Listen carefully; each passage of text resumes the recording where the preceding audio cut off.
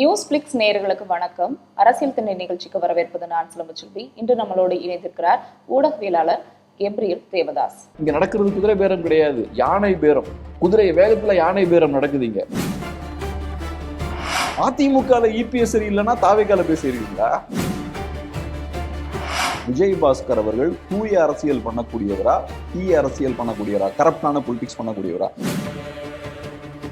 டிவிகேவை நோக்கி நீங்க என்ன கேள்வி கேட்டாலும் ஆன்டி டிஎம்கே பொலிட்டிக்ஸ் தான். இது சினிமாவை மட்டுமே சென்டரா வச்சு இயங்கிட்டு இருக்கு. இன்ஃபேக்ட் இப்ப விஜய் மைனஸ் பண்ணிட்டு அந்த கட்சிக்கு ஒண்ணுமே கிடையாது. தாவேக்கா மைனஸ் விஜய் 0. ஆட்சி கவிழ்றதுக்கான வாய்ப்பெல்லாம் இருக்கான்னு எனக்கு தெரியல. என்னை பொறுத்தளவுல இந்த ஆட்சி 5 ஆண்டுகள் கண்டினியூஸா நடக்கும் அப்படின்றதான் என்னோட விருப்பம். தாவேக்கா கூட்டணிக்குள்ள ஒரு முரண் இருக்கு.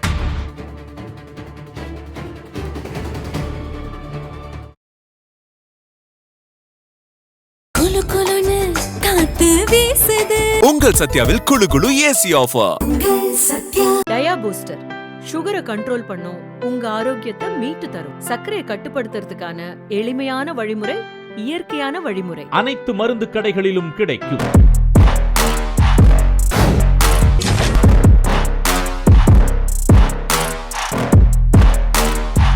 வணக்கம் சார். வணக்கம். விஜய் தலைமையிலான தாவேக்கா அரசு பொறுப்பேற்று 50 நாட்கள் ஆயிடுச்சு. இவங்களோட ஆட்சி அதிகாரத்தை எப்படி பாக்குறீங்க? நிறைய விஷயங்கள் ப்ராமிஸ் பண்ணாங்க. நாங்கள் வந்ததுக்கப்புறம் பெரிய மாற்றம் கொண்டு வர போகிறோம் அது இதுன்னாங்க. ஆக்சுவலாக பெருசாக எதுவும் மாற்றம் நடக்கலை. சொன்ன மாதிரியான விஷயங்களை டெலிவர் பண்ணல. இன்ஃபேக்ட் நம்ம அரசியலில் நிறைய பிரச்சனைகள் இருக்குதுன்னு நம்ம பார்த்தோம் இல்லையா? கரப்ஷன் இருக்குது, இந்த விஷயங்கள்லாம் நம்ம பார்க்குறோம் இல்லையா? அதெல்லாம் ஒரு வகையில் பார்க்கும்போது அதிகமாக நடக்கிற மாதிரி தான் நான் பார்க்குறேன். குறிப்பாக இப்போ தாவேக்கா பவருக்கு வந்ததுக்கப்புறம் ஏடிஎம்கே எம்எல்ஏஸ் பார்த்தோன்னா நிறைய பேர் ரிசைன் பண்ணி இங்கே வந்து சேர்ந்துருக்காங்க. இதில் நிறைய பேர் முக்கியமான ஆட்கள், விஜயபாஸ்கர் மாதிரியான ஆட்கள்லாம் முக்கியஸ்தர்கள், அவங்க எக்ஸ் மினிஸ்டர்ஸ், அவங்க இன்னைக்கு தாவேக்கால வந்து சேர்றாங்க. ஸோ இவங்கெல்லாம் எலெக்ஷனில் ஜெயிக்கிறதுக்கே நிறையா பணத்தை செலவழிச்சா ஜெயிச்சிருப்பாங்க. இன்னைக்கு ஜெயிச்சதுக்கப்புறம் ஒரே மாதத்தில் அந்த பதவியை ரிசைன் பண்ணிட்டு தாவேக்கால போய் சேர்றாங்க. அப்போ இதை எப்படி நம்ம பார்க்குறது? தாவேக்கால அவங்க சேருவதால் அந்த பதவி வழியாக கிடைக்கக்கூடிய லாபத்தை விட அதிகமாக கிடைக்குதுன்னு தான் அர்த்தம். ஸோ இவ்வளவு பெரிய விஷயத்த ரொம்ப அசால்ட்டாக அவங்க பண்ணிட்டு இருக்காங்க. ஸோ அதெல்லாம் காட்டக்கூடிய விஷயம் என்னென்னா, இதில் எந்த மாற்றமும் இல்லை, எந்த ஒரு சேஞ்சும் நடக்கலை. இன்ஃபேக்ட் இதுக்கு முன்னாடி இருந்ததை விட கரப்ஷன்லாம் அதிகமாக நடக்குது அப்படின்றத நம்ம பார்க்கணும். மோஸ்ட்லி இந்த நரேட்டிவ் செட்டிங்க்கு பெரிய எஃபோர்ட் போடுறாங்க. அதை தாண்டி ஃபண்டமெண்டலாக பெரிய சேஞ்ச் இல்லை. ஒரு சின்ன எக்ஸாம்பிள் நான் சொல்கிறேன். இன்னைக்கு வரைக்கும் டாஸ்மாகில் 10 ரூபா ஒழிக்க முடியல. அது ஒரு சாதாரண விஷயம். அதுக்கு ஒன்றும் பெரிய எஃபர்ட்டு, பெரிய ரிஃபார்ம்லாம் தேவையில்லை. ஸ்ட்ராங்கான ஒரு உத்தரவு போட்டால் அவங்க வாங்க மாட்டாங்க. யாரும் இனிமேல் டாஸ்மாகில் 10 ரூபா வாங்கக்கூடாதுன்னு ஸ்ட்ராங்கான ஒரு உத்தரவு. அதை மீறி வாங்கினா கடுமையான நடவடிக்கை எடுக்கப்படும். இன்றைக்கும் பார்த்தா நீங்கள் போய் விசாரிச்சிங்கன்னா இன்றைக்கும் அந்த விஷயம் நடந்துட்டு தான் இருக்குது. எக்ஸ்ட்ரா 10 ரூபா வாங்குற விஷயம் நடக்குது. இன்னொரு முக்கியமான விஷயம் என்னன்னா, இன்னமும் அவங்க ஜிபேல கேஷ் வாங்க மாட்டேங்கிறாங்க. இன்னும் கேஷ் டிரான்சாக்ஷன் தான் நடந்துட்டு இருக்கு. பேமெண்ட் வந்து ஆன்லைனில் வாங்க மாட்டேங்கிறாங்க. ஸோ இந்த சிக்கல்கள்லாம் இருக்குது. ஸோ அதனால் என்ன பெரிய ஒரு விஷயம்னு பார்த்தோம்னா, மாற்றம்ன்றது ஈஸியாக நடக்காது. நம்ம சொசைட்டியில் ஏதோ ஜஸ்ட் ஒரு நடிகருக்கு ஓட் போட்டாச்சுன்னா மாற்றம் வந்துடும் அப்படின்னு நம்பி மக்கள் ஓட் போட்டாங்க. நிஜமான மாற்றம் வேணும்னா ஒரு சோஷியல் டிரான்ஸ்ஃபர்மேஷனை ஏற்படுத்தணும். அது கிரவுண்ட்லேருந்து அது கட்டமைக்கப்படணும். மக்கள் அரசியல் மயப்பட ஆரம்பிக்கணும். களத்தில் சோஷியல் மூமெண்ட்டை பில்ட் பண்ணி சோஷியல் சேஞ்சை ஏற்படுத்தணும். அது பொலிட்டிக்கல் சேஞ்சை அது டிரான்ஸ்லேட் ஆகும். அது எதுவுமே நடக்காமல் அரசியலில் எந்த அனுபவமும் இல்லாத ஒருத்தரை நம்ம மேலே உட்கார வச்சா எல்லாத்தையும் மாற்றிடுவாங்க அப்படின்னு நம்பினோன்னா அது நடக்காது. ஸோ இப்போ நம்ம பார்க்குறோம், நிறைய லா அண்ட் ஆர்டர் இஷ்யூஸ் நிறையா வந்துட்டுருக்கு. மினிஸ்டர்ஸ் நிறைய பேர் பேசும்போது அவங்களுக்கு பெரிய விஷயங்களை பற்றின பெரிய அண்டர்ஸ்டாண்டிங் இருக்கான்னு நமக்கு தெரியல. ஃபினான்ஸ் மினிஸ்டர் பேசுகிறத பார்க்கும்போது நமக்கு ரொம்ப ஆச்சரியமாக இருக்குது. ஒயிட் பேப்பர் ரிலீஸ் பண்ணுறாரு. பெரிய நமக்கு தெரியாத விஷயங்கள் எதுவுமே அதில் இல்லை. ரொம்ப சாதாரணமான பேசிக் டீட்டெயில்ஸ் தான் இருக்குது. அதை ஏதோ பயங்கரமாக எக்ஸ்போஸ் பண்ணுற மாதிரி எக்ஸ்போஸ் பண்ணுறாங்க. நீங்கள் சொன்னது என்ன, எல்லா டிபார்ட்மெண்ட்லையும் ஏகப்பட்ட பிரச்சனைகள் இருக்குது, நிறையா குளறுபடிகள் நடந்திருக்குன்னு சொல்கிறீங்க. அப்போ வந்து ஒரு 2 மாதத்தில் எல்லாத்தையும் எக்ஸ்போஸ் பண்ணியிருக்கலாமே. அது எதுவும் பெருசாக பார்த்தா நடக்கலை. இப்போ நிர்மல்குமார் அவர்கள் பார்த்தோன்னா பவர் கட் இப்பயும் வந்துட்டுருக்கு. இப்போ பெரிய வெயில் இல்லை, ஆனால் இப்போவும் பவர் கட் நடந்துட்டுருக்கு. இப்பயும் பார்த்தோன்னா அவர்கிட்ட இஷ்யூ பேஸ்டாக துறை சார்ந்து கேள்விகள் கேட்கும்போது திமுகவை தான் அவர் பிளேம் பண்ணிட்டு இருக்கார். ஸோ இந்த பதிலை கேட்கறதுக்கு தான் நம்ம அவருக்கு ஓட் போட்டோமா அப்படின்ற ஒரு கேள்வி இருக்குது. ஸோ இப்போ நீங்கள் பிரச்சனைகளை தீர்க்க வேண்டிய இடத்துல இருக்கீங்க, ஆனால் அதை அவர் பொலிட்டிக்கலாக ஹேண்டில் பண்ணுறாரு. ஏன்னா இப்போ டிவிகே காரங்களுக்கு தெரியும் நம்ம எப்படி பவருக்கு வந்தோம். திமுக எதிர்ப்பை பேசி தான் பவருக்கு வந்திருக்கும். தமிழ்நாட்டில் திமுக எதிர்ப்புக்கான ஒரு ஸ்பேஸும் இருக்கு. ஸோ திமுக அவங்களுக்கு ஓட்டு போட்டவங்க திமுக எதிர்ப்பாளர்கள். ஸோ அவங்கள சாட்டிஸ்ஃபை பண்ற மாதிரி திமுக எதிர்ப்பை பேசிக்கிட்டு இருக்காங்க. ஸோ நம்ம கேட்கறது துறை சார்ந்த விஷயங்கள் கேட்குறோம். ஏன் பவர் கட் நடக்குது? இவங்க பார்த்தோம்னா அதுக்குள்ளேயும் ஒரு திமுக எதிர்ப்பை கொண்டு வந்துடுறது. இப்போ ரீசெண்டாக இவர் அமைச்சர் சரத் அவர்கள் பார்த்தோம்னா அவரோட வீடியோலாம் சர்ஃபேஸ் ஆகுது, வெளியே வர ஆரம்பிச்சிருக்கு. அஃப்கோர்ஸ் அது என்ன பொடினா நமக்கு தெரில. பட் அவரோட வீடியோ வருது, நிறையா கேள்விகள் அது எழுப்புது. இப்போ ஒரு நியாயமான ஒரு அரசா இருந்திருந்தா, நிஜமாவே மக்கள் மேல அக்கறை இருந்தா, நிஜமாவே ட்ரக்ஸ் எல்லாம் ஒழிக்கணுன்ற அக்கறை இருந்தா, ஒரு இண்டிபெண்டன்ட் என்கொயரி ஒன்று நடத்தியிருக்கணும்ல. ஆனா இப்போ நீங்க பேசும்போது சொன்னீங்க எம்ஆர் விஜயபாஸ்கர், விஜயபாஸ்கர் மேல வழக்குகள் இருக்கு, அப்படி இருந்துமே தாவேக்கால இணையறாங்க அப்படின்னு. ஆனா சிடி நிர்மல்குமார் என்ன சொல்றாருன்னா, சாதாரண உறுப்பினர்கள் மற்ற கட்சியிலிருந்து இங்க வந்து சேர்றாங்கல்ல, அந்த மாதிரி இதை பாருங்க, ஒருவேளை இவங்க மேல அந்த மாதிரி வழக்கு இருக்கு அப்படின்னா நாங்க நடவடிக்கை எடுப்போம், நாங்க கிளீன் கவர்மெண்ட் அப்படின்னு அவர் கிளைம் பண்றாரு. சிம்பிளான கேள்விங்க. இந்த வீடியோவை பார்க்குற தாவேக்காரங்க எல்லார்ட்டையும் கேட்குறேன், விஜயபாஸ்கர் அவர்கள் தூய அரசியல் பண்ணக்கூடியவரா, தீய அரசியல் பண்ணக்கூடியவரா, கரப்டான பொலிட்டிக்ஸ் பண்ணக்கூடியவரா? இந்த வீடியோவை பார்க்குற தாவேக்காரங்களுக்கு அதை ஜஸ்டிஃபை பண்ண முடியுமா? இல்லை விஜயபாஸ்கர் மிஸ்டர் கிளீனுங்க, தப்பே எதுவும் பண்ணலங்க, அதனால தான் நாங்கள் அவரை எடுத்தோம் அப்படின்னு கூச்சப்படாமல் தைரியமாக பேச முடியுமா? ஸோ உங்களுக்கே விஜயபாஸ்கர் அவர்களை டிஃபெண்ட் பண்ண முடியல. நீங்கள் சொன்ன மாதிரி நிர்மல்குமார் அவர்கள் அதில் தான் டிஃபென்ஸில் ப்ளே பண்ணுறாருல. வழக்குகள் மேபி இருக்கலாம், நடவடிக்கை எடுக்கலாம், எடுப்போம். ஏன் வேற நல்ல ஆட்களே இல்லையா அரசியலில்? தமிழ்நாட்டில் 8 கோடி மக்கள் இருக்காங்க, நல்ல அரசியல் புரிதல் இருக்கவங்க, கிளீனான ஆட்கள் ஏகப்பட்ட பேர் இருக்காங்க. குற்றப்பின்னணி உள்ள ஆட்கள் ஏன் உங்களுக்கு தேவைப்படுறாங்க? தாவேக்கா வேட்பாளர்கள் எடுத்தோன்னா பாதி பேருக்கு மேலே அவங்களுக்கு குற்றப்பின்னணி இருக்குது. ஸோ ஏன் அந்த மாதிரியான ஆட்கள் உங்களுக்கு ஏன் தேவைப்படுறாங்க? தமிழ்நாட்டில் வேறு நல்ல பொலிட்டீஷியன்ஸ் இல்லையா, நல்ல அறிவார்ந்த மக்கள் இல்லையா? ஸோ அதுக்கு நீங்கள் தான் பதில் சொல்லணும். அதிமுகலேருந்து ஆட்கள் எடுக்கிறீங்க, அங்கேயும் கொஞ்சம் நல்ல ஆட்கள் எடுக்கலாமே. நீங்கள் நிஜமாவே உங்களுக்கு ஹானஸ்டான கவர்னன்ஸ் கொடுக்கணும்னு ஆசை இருந்தால், கரப்ஷன் ஃப்ரீ கவர்னன்ஸ் கொடுக்கணும்னு ஆசை இருந்தால் பெஸ்ட்டான ஆட்கள் எடுக்கலாமே அதிமுகலேருந்து. ஆனா இப்போ அதிமுகல இருந்து தாவேக்காக்கு போகக்கூடிய முன்னாள் அமைச்சர்களா இருக்கட்டும், எல்லாருமே என்ன சொல்றது என்னன்னா, இபிஎஸ் ஸ்ட்ராங்கா இல்ல, இபிஎஸ் ஓட தலைமை சரியா இல்ல அப்படின்னு இபிஎஸ் மேலே குற்றச்சாட்டு வைக்கிறாங்களே. ஆனா அதுக்கு இதுக்கு என்ன சம்பந்தம்? அதிமுகல இபிஎஸ் சரி இல்லைன்னா அதிமுகல நல்ல தலைவரை தேர்ந்தெடுக்கணும். அதிமுகல இபிஎஸ் சரி இல்லைன்னா தாவேக்கால போய் சேருவீங்களா? இதுல என்ன லாஜிக் இருக்கு? அதிமுகல இபிஎஸ் சரி இல்லைன்னு திமுகல போய் சேர்றது, ஓபிஎஸ்லாம் போய் சேர்ந்தாரு. ஸோ அதிமுகல இபிஎஸ் சரியில்லைன்றீங்க, ஏன் சரியில்லைன்றீங்க? அதிமுகவை வளர்த்தெடுக்கணுன்ற அக்கறை உங்களுக்கு இருக்கு. இபிஎஸ் இருக்கிற இடத்துல ஒரு ஸ்ட்ராங்கான லீடர் இருந்தால் அதிமுக நல்லா வளரும் அப்படின்ற எண்ணம் உங்களுக்கு இருக்கு. அப்ப நிஜமாவே உங்களுக்கு அதிமுகல அக்கறை இருக்குன்னா உள்ளுக்குள்ள இருந்து என்ன செய்யலாம்னு தானே யோசிக்கணும். அதிமுகவை வீழ்த்தின ஒரு கட்சியில போய் நீங்க சேர்றீங்க. சரி, தாவேக்கால போய் எல்லாம் சேர்ந்து அதிமுக நல்லா வளர ஆரம்பிச்சிருமா? அதிமுக சரியாயிருமா? இபிஎஸோட தலைமை சரியாயிருமா? ஆதவர்ஜுனா தான் சொல்றாரு, நாங்க புதிய அதிமுக அழியல, எல்லாரும் வாங்க அப்படின்னு அவரும் சொல்றாரு. இது எலெக்ஷன் மாதிரி சொல்லியிருக்கணும். ஆதவர்ஜுனா அவர்கள் எலெக்ஷன் மாதிரி சொல்லியிருக்கணும். எலெக்ஷன் பண்ணி என்ன சொன்னீங்கன்னா, இங்க இருக்கக்கூடிய கட்சிகள்லாம் கரப்டா இருக்கு, நாங்க ஒரு முற்றிலுமான ஒரு மாற்றா இருப்போம். மாற்றுன்னா அதானே, இங்க ஒரு சிஸ்டம் இருக்கு, அதை கம்ப்ளீட்டா சேஞ்ச் பண்ணிட்டு புதுசா ஒரு விஷயத்தை நாங்க கொண்டு வர போறோம், ஒரு மாதிரி ரெவல்யூஷனரைஸ் பண்ண போறோம், அதுதான் மாற்று. ஆனா இப்ப வந்ததுக்கு அப்புறம் என்ன சொல்றீங்க? ரிவர்ஸ் போறீங்க. மாற்றெல்லாம் இப்ப பேசல. இப்ப வந்ததுக்கு அப்புறம் பாத்தீங்கன்னா மாற்ற பத்திலாம் பெருசா பேசல. இப்ப என்ன சொல்றாங்க? நாங்க இன்னொரு அதிமுகவா இருப்போம். இதை முதலே சொல்லியிருக்கலாமே, நாங்க இன்னொரு அதிமுகவா இருப்போங்க, நாங்களும் விஜயபாஸ்கர் அவர்கள் செஞ்ச விஷயங்கள் நாங்களும் பண்ணுவோம், வேலுமணி அவர்கள் செஞ்ச விஷயங்கள் நாங்களும் பண்ணுவோம், இபிஎஸ் அவர்கள் செஞ்ச விஷயத்தை நாங்களும் பண்ணுவோம். சரி, இல்ல அவங்களெல்லாம் ஏத்துக்கல, இபிஎஸ் எல்லாம் ஏத்துக்கல, சரி ஜெயலலிதா அவர்கள் செஞ்ச விஷயத்தெல்லாம் நாங்களும் செய்வோம் அப்படின்னு சொல்லிட வேண்டியதானே. எதுக்கு அப்புறம் மாற்றுலாம் போய் சொன்னீங்க? ஸோ இப்போ பவருக்கு வந்தோடனே நீங்கள் என்ன பண்ணுறீங்க? ஷிஃப்ட் பண்ணுறீங்க. ஸோ உங்களுக்கு தெரியுது இங்கே ஒரு அரசியல் இருக்குது, திமுக அதிமுகன்ற இருதுருவ அரசியல் இருக்குது. அதில் அதிமுக வீக்காக இருக்காங்கன்னு தெரியுது. அந்த ஸ்பேஸை நம்ம கைப்பற்றணும், அவ்வளோதான். ஸோ இந்த சிஸ்டமை டிஸ்டர்ப் பண்ணுறதுலாம் அவங்களோட எண்ணமே கிடையாது. இங்கே ஒரு சிஸ்டம் இருக்குது, அந்த சிஸ்டமுக்குள்ள வந்து நான் உட்காந்துக்கணும். என்ன அந்த சிஸ்டமில் நான் பொருத்திக்கணும், என்ன அந்த சிஸ்டமில் பொருத்திக்கிறதுக்கு என்ன வேணாலும் நான் பண்ணுவேன். நான் குதிரை பேரம் பண்ணுவேன். இங்கே நடக்கிறது குதிரை பேரம் கிடையாது, யானை பேரம். குதிரை வேகத்தில் யானை பேரம் நடக்குதுங்க. ஸோ இந்த விஷயத்தை நான் பண்ணுவேன். அப்புறம் திமுகவை தீய சக்தின்னு நாங்கள் சொன்னோம், ஆனால் திமுக கூட்டணி கட்சிகளே நாங்கள் சேர்த்துப்போம். அப்போ எங்கள் அதிகாரத்தை தக்க வச்சுக்கிறதுக்கு நான் சொன்ன மாதிரி இந்த அதிமுகவோட இடத்துல அவங்களை ஃபிட் பண்ணிக்கிறதுக்கு என்ன வேணாலும் பண்ணுவாங்க, எந்த எக்ஸ்டென்ட்டுக்கும் இறங்குறதுக்கு ரெடி. இது பேர் தான் மாற்றா? நிஜமான மாற்று அரசியல் பேசக்கூடிய ஒரு கட்சியாக தான் என்ன தெரியுமா பண்ணியிருக்கணும்? 108 சீட் வாங்கியிருக்காங்க, அவங்களுக்கு சிம்பிள் மெஜாரிட்டி இல்லை. அப்போ செய்ய வேண்டிய கரெக்டான விஷயம் என்னவா இருந்திருக்குன்னா, மக்கள் எங்களை நம்பி ஓட் போட்டிருக்காங்க, பட் இருந்தாலும் எங்களுக்கு சிம்பிள் மெஜாரிட்டி கிடைக்கல. இது ஒரு ஃப்ராக்சர்ட் மேண்டேட் தான். அப்படி இருக்கும்போது எங்களால் கவர்மெண்ட் ஃபார்ம் பண்ண முடியாது. ஏன்னா எங்களுக்குன்னு கொள்கை கோட்பாடு இருக்கு. நாங்கள் எல்லாரோடையும் சேர்ந்து அலைன்ஸ்லாம் ஃபார்ம் பண்ண முடியாது. காங்கிரஸ் பார்ட்டியோடலாம் நாங்கள் அலைன்ஸ் ஃபார்ம் பண்ண மாட்டோம். தீய சக்தி திமுகவோட சேர்ந்து 10 வருஷம் பயணிச்ச கட்சிகளோட நாங்கள் அலைன்ஸ் ஃபார்ம் பண்ண மாட்டோம். ஏன்னா எங்களுக்குன்னு ஒரு கொள்கை இருக்கு. ஸோ மக்கள் எங்களை நம்பி ஓட்டு போட்டிருந்தாலும் எங்களுக்கு சிம்பிள் மெஜாரிட்டி இல்லை. அதனால ரீஎலெக்ஷனுக்கு நாங்கள் ரெடின்னு சொல்லியிருக்கணும். இன்ஃபேக்ட் ரீஎலெக்ஷன் வச்சா ஜெயிக்கிறதுக்கான வாய்ப்பு தான் அதிகம். தாவேக்காவுக்கு 108 சீட் வாங்கியிருக்காங்க ஃபர்ஸ்ட் எலெக்ஷன்லேயே. ஆனால் அவங்களுக்கு அவசரம், ரிஸ்க் எடுக்க வேண்டாம், உடனடியாக எப்படியாவது நம்ம எல்லாத்தையும் சரி பண்ணிடணும். ஸோ கூட்டணி கட்சியை உள்ள கொண்டு வர முயற்சி பண்ணுறாங்க, எம்எல்ஏஸ்லாம் உள்ள கொண்டு வர முயற்சி பண்ணுறாங்க. திமுக அதிமுகலாம் 50-60 வருஷ ஆண்டுகள் பயணிச்சு பண்ண தவறுகளை 2 வருஷம் ஆகுது தாவேக்க ஆரம்பிச்சு. எடப்பாடியும் கொஞ்சம் சுதாரிச்சிருக்கலாமா, கொஞ்சம் கோட்டை விட்டாரும். என்னன்னா இபிஎஸ் அவர்கள் செய்த பெரிய தவறு என்னன்னா திமுக எதிர்ப்பு அரசியலை ஸ்ட்ராங்காக செய்திருக்கணும். அதிமுக காரங்க எதிர்பார்க்கிறது அதுதான். அதிமுகவுக்கு ஓட் போடுறவங்க எதிர்பார்க்கிறதும் அதுதான். இபிஎஸ் அவர்கள் ஸ்ட்ராங்கான திமுக எதிர்ப்பு பண்ணணும். ஜெயலலிதா மேல அதை நல்லா பண்ணாங்க.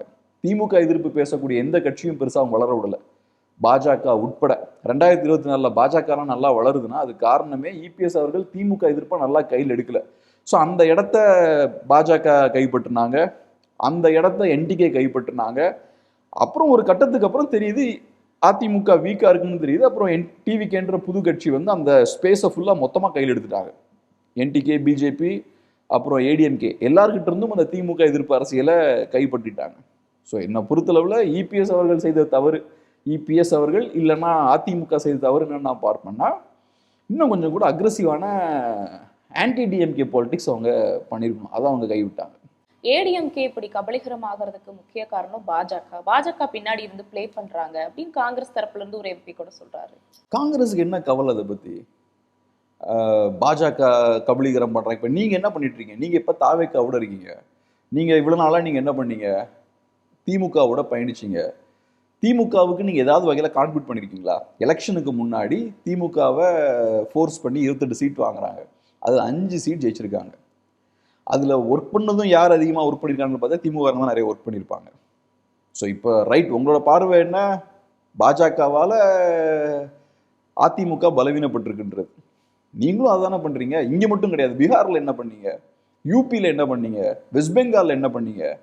எல்லா ஸ்டேட்ஸ்லையுமே பார்த்தோம்னா பாஜக எதிர்ப்புன்னு பேச வேண்டியது கடைசியில் எலெக்ஷன் வரும்போது கூட்டணி கட்சிகளுக்கு பெரிய ஒரு சுமையா இருக்க வேண்டியது. இப்போ டிஎம்சி வந்து இந்தியா அலைன்ஸ்ல இருக்காங்க. டிஎம்சி பாஜகவை ஃபைட் பண்றாங்க இந்த எலெக்ஷன்ல, 26 அசம்பிளி எலெக்ஷன்ல. சிபிஐஎம்மும் இந்த இடதுசாரிகளும் காங்கிரஸும் தனியா அலைன்ஸ் ஃபார்ம் பண்றாங்க. அப்ப நீங்க பாஜகவுக்கு எதிராக ஓட்டு அளிக்கக்கூடிய மைனாரிட்டி ஓட்ஸை நீங்க ஸ்பிளிட் பண்றீங்க. நீங்க இல்லாம இருந்தால் அந்த ஓட்ஸ் வந்து டிஎம்சிக்கு போயிருக்கும். ஸோ அப்போ நீங்கள் வெஸ்ட் பெங்காலில் உட்காந்து டிஎம்சிக்கு ஒரு சுமையாக இருக்கீங்க. இதே விஷயம்தான் பீகார்லையும் நடந்தது. ஏகப்பட்ட சீட்டை வேணும்னு கேட்டு தமிழ்நாட்டில் நடந்த மாதிரி தான். அங்கேயும் பார்த்தா ஏகப்பட்ட ட்ராமாலாம் பண்ணி நிறையா சீட்டை வாங்கி கடைசியில் ஒரு சீட்லையும் ஜெயிக்கல. அவங்களோட ஸ்ட்ரைக் ரேட் பார்த்தோம்னா படுமோசமாக இருந்தது. ஸோ அதனால மேபி பாஜக கபலீகரம் பண்ணியிருக்கலாம், பாஜக வேற மாதிரியான அழுத்தம் போட்டிருக்கலாம். காங்கிரஸ் அழுத்தம்லாம் போடாமல் வேற வகையில் கூட கட்சியில் பலவீனப்படுத்துறாங்க. உங்களோட ஆர்குமெண்ட் அதானே, பாஜக அதிமுகவை பலவீனப்படுத்திட்டாங்க. அதானே நீங்களும் பண்றீங்க. இவ்வளவு நாளா நீங்க எந்தெந்த கட்சி கூட எல்லாம் இருந்திருக்கீங்களோ அந்த கட்சியெல்லாம் பலவீனம் தான் படுத்திருக்கீங்க. பெருசா ஒன்றும் கான்ட்ரிபியூட்லாம் பண்ணலையே. பெரிய அரசியல் ரீதியா பாஜகவுக்கு எதிராக தமிழ்நாட்டில் எத்தனை போராட்டம் நடத்திருப்பாங்க காங்கிரஸ்காரங்க, ஆக்கப்பூர்வமா கிரவுண்ட்ல எவ்வளவு செயல்பட்டு இருப்பாங்க. இதெல்லாம் பண்ணீங்கன்னா வலு சேர்க்கும். ஆனா நீங்க பண்றது என்னன்னா எலெக்ஷன் டைம்ல மட்டும்தான் ஆக்டிவா இருப்பீங்க. அதுவும் எப்படி ஆக்டிவா இருப்பீங்க? உங்க கூட இருக்கக்கூடிய கூட்டணி கட்சிகளுக்கு பிரச்சனை கொடுப்பீங்க. அந்த வகையில தான் காங்கிரஸ் ஆக்டிவா இருக்கும். எலெக்ஷனுக்கு முன்னாடி ஒரு 3 மாசம் பிரச்சனை கொடுத்தாங்க. டிஎம்சிக்கும் எலெக்ஷன் முன்னாடி பிரச்சனை கொடுத்தாங்க. தேஜஸ்வி யாதவுக்கு பீகார்ல பிரச்சனை கொடுத்தாங்க. இதை தான் பண்றாங்க. ஸோ அதனால 2 ஒன்று தான். அது பாஜக வேற வகையில பிரச்சனை கொடுப்பாங்க கூட்டணி கட்சிகளுக்கு, இவங்க இன்னொரு வகையில பிரச்சனை கொடுக்குறாங்க. அவ்வளவுதான். தொடர்ந்து தாவேகா தரப்புல இருந்து என்ன தொடர்ச்சியா சொல்லப்படுதுன்னா, பார்ட்டி ஃபண்டுன்னு ஒண்ணு ஒழிச்சிட்டோம், கிளீன் கவர்மெண்டா இருக்கும், ஊழலை சுத்தமா ஒழிச்சிட்டோம் அப்படின்னு சொல்றாங்களே. இப்ப நீங்களே சொல்லுங்க. நான் ஏற்கனவே சொன்ன மாதிரி உங்க கட்சியில இருக்கிற ஆட்கள்லாம் யாரு? திமுக அதிமுகல இருந்து வந்து சேர்ந்தவங்க. நானும் ஃபீல்ட்லாம் போய் பார்த்தேன். களத்துல தாவேகா வேட்பாளர்களும் நிறைய நேரங்களில் பணம்லாம் டிஸ்ட்ரிபியூட் பண்றாங்க. ஒன்று அது. 2வது உங்க கட்சியில் இருக்கவங்க திமுக அதிமுகல இருந்து வந்தவங்க தான் பெரும்பாலும். அது போக நீங்க பவருக்கு வந்ததுக்கு அப்புறமும் பெரிய பெரிய ஹெவி வெயிட்ஸ்லாம் வந்து சேர்றாங்க. 2 விஜயபாஸ்கர் வந்து சேர்றாங்க, அதுக்கு முன்னாடியே செங்கோட்டையன் வந்து சேர்றாரு. ஸோ இவங்கெல்லாம் கிளீன் பொலிட்டீஷியன்ஸ் நீங்க சொல்லிடுவீங்களா? இதுக்கு முன்னாடி அதிமுகவில் பயணிச்சவங்க, அதிமுக கரப்ட் பார்ட்டி அப்படின்றதான் உங்களோட பார்வை. அதனாலதான் மாற்று வேணும்னு நீங்க சொல்றீங்க. அதிமுக ரொம்ப சுத்தமான பார்ட்டினா அங்கேயே போய் சேர்ந்துருக்கலாம்ல. ஸோ இவங்கெல்லாம் சேர்ந்து கிளீனான கவர்னன்ஸ் கொடுத்துருவாங்கன்னு நீங்க எதிர்பார்க்குறீங்களா? இப்போ நான் சொன்ன மாதிரி தான், மக்கள் உங்களுக்கு ஒரு பொறுப்பை கொடுக்குறாங்க, எம்எல்ஏஸுக்கு ஓட் போட்டிருக்காங்க. ஒரு மாசத்துல அந்த பதவியை தூக்கி போட்டு வராங்க, ரிசைன் மட்டும் தாவேக்கால வந்து சேர்றாங்க. இந்த எலெக்ஷன்ல ஜெயிக்கிறதுக்கு அவ்வளோ கஷ்டப்பட்டு வேலை பார்த்துருப்பாங்க. ஒரு 4 மாசம் வேலை பார்த்துருப்பாங்க, கோடிக்கணக்காக பணத்தை செலவழிச்சிருப்பாங்க. கோடிக்கணக்காக பணத்தை செலவழிச்சு 4 மாசம் வேலை பார்த்து கிடைக்கக்கூடிய அந்த சீட்டை ஒரே மாசத்துல தூக்கி போட்டு தாவேக்கால போய் சேர்றீங்க. அப்ப இதெல்லாத்துலயும் கிடைக்கிறத விட அங்க ஏதோ ஒன்று உங்களுக்கு பெருசா கிடைக்குது. ஸோ இவங்க எப்படி உங்களுக்கு பெரிய மாற்ற கொடுக்க போறாங்க? எப்படி கரப்ஷன் ஃப்ரீ கவர்மெண்ட்டை கொடுக்க போறாங்க? கரப்ஷன் ஃப்ரீ கவர்மெண்ட் இருக்கா இல்லையான்றதை கண்டுபிடிக்கணும்னா அடுத்த பட்ஜெட்ல கண்டுபிடிச்சிடலாம். ஒவ்வொரு துறையிலையும் இவங்க சொன்ன மாதிரி ஊழலை ஒழிச்சிட்டாங்கன்னா கவர்மெண்ட்டுக்கு நிறைய பணம் வரும்ல.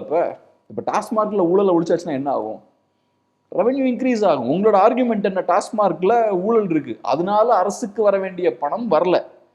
டிரான்ஸ்போர்ட் டிபார்ட்மெண்ட்ல ஊழல் இருக்கு, அரசுக்கு வர வேண்டிய பணம் வரல. அப்படிதானே விஜய் ஸ்டார்டிங்ல சொன்னார் எலெக்ஷனுக்கு முன்னாடி, எங்கனால எல்லா இலவசங்களையும் கொடுக்க முடியும். எப்படி கொடுப்பீங்க?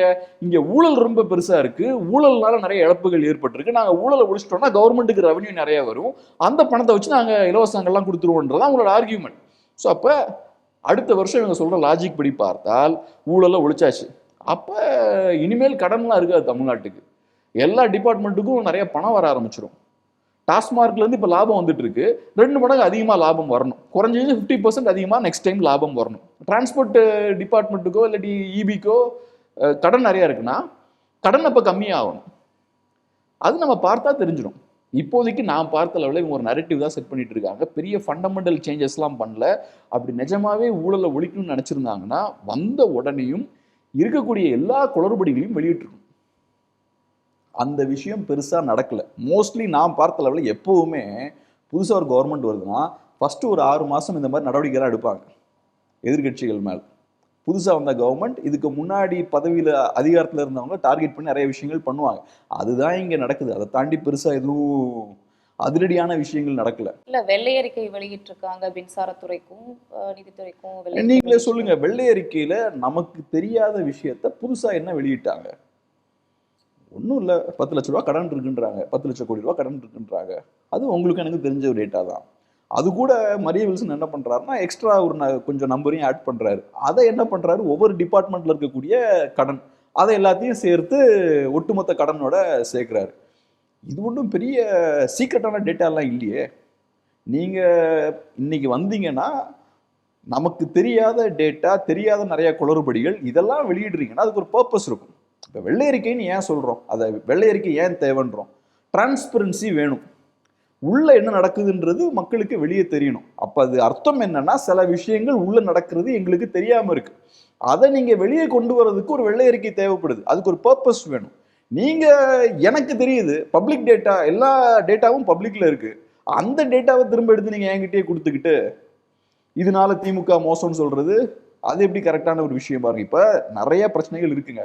இங்க திமுகவும் அதிமுகவும் சுத்தமான தூய அரசியல்லாம் செய்யல, நிறைய பிரச்சனைகள் இருக்கு. என்னோட கோபம் என்னன்னா ஏன் அதெல்லாம் ஓப்பனா வெளியிட மாட்டேங்கிறாங்க? இல்ல இப்போ மின்சாரத்துறை அமைச்சர் கூட நாங்க ஆட்சிக்கு வரலன்னா இந்த மின்சாரத்துறை தனியார் மயமாயிருக்கும், அந்த அளவுக்கு கடன் வாங்கி வச்சிருக்காங்கன்னு பகிரங்கமா குற்றச்சாட்டு வைக்கிறாங்க. அதை நம்ம பார்ப்போம், அதை நம்ம சொன்ன மாதிரி நம்ம பார்ப்போம். இந்த கடன்லாம் கம்மியாக தான் பார்ப்போம். என்னோட பார்வை என்னன்னா இந்த கடன் இன்க்ரீஸ் தான் ஆக போகுது, இந்த கடன்லாம் கம்மியாக போகிறது கிடையாது. ஏன் அப்படி சொல்றீங்க? ஏன் நான் அப்படி சொல்றேன்னா இப்ப நிஜமாவே கடன் கம்மி பண்ணணுன்ற அக்கறை இருக்கவங்க இலவசங்கள்லாம் கொடுக்க மாட்டாங்க. இப்ப எனக்கு வந்து 10 லட்ச ரூபா கடன் இருக்குன்னு வச்சுப்போம், நான் பாட்டுக்கு டெய்லி பெரிய பெரிய ரெஸ்டாரண்ட்ஸுக்கு போய் சாப்பிட்டுட்டு ஊதாரித்தனமா செலவழிச்சுட்டு இருந்தால் அந்த கடன் அதிகமாகுமா கம்மியாகுமா? அதிகம்தான் ஆகும். அப்போ நான் கடனை கம்மி பண்ணணும்னு நினச்சேன்னா பர்சனலாக நான் என்ன பண்ணணும்? ரைட், எனக்கு இப்போ எக்ஸ்பென்ஸ் இவ்வளோ இருக்குது, அதை இன்னும் கொஞ்சம் கொஞ்சமாக கம்மி பண்ணணும், அப்போ தான் கடனை கொஞ்சம் கொஞ்சமாக அடைக்க முடியுன்ற புரிதல் எனக்கு வேணும். இப்போ அப்போ நீங்கள் என்ன பண்ணணும்? கம்மியாக்குறதுக்கான வேலைகள் பண்ணணும். நீங்கள் என்ன பண்ணுறீங்க? 1000 ரூபாய் இலவசம் கொடுக்குறாங்க, நாங்கள் 2500 ரூபா கொடுப்போம். பெண்களுக்கு எல்லா பஸ்லையுமே ஃப்ரீ, 6 சிலிண்டர் ஃப்ரீ, இப்படி நீங்கள் பண்ணுறீங்க. ஸோ அப்போ ஏற்கனவே கடன் வந்ததுக்கான காரணம் ஊழல், அது ஓகே ஒரு பார்ட்டாக இருக்கலாம். அதையும் தாண்டி கடன் வந்ததுக்கான முக்கியமான காரணம் நமக்கு இந்த வெல்ஃபேர் ஸ்கீம்ஸ் பார்த்தா பெரிய லெவலில் இருக்குது. அது ட்ரெயின் பண்ணுது கஜானாவை.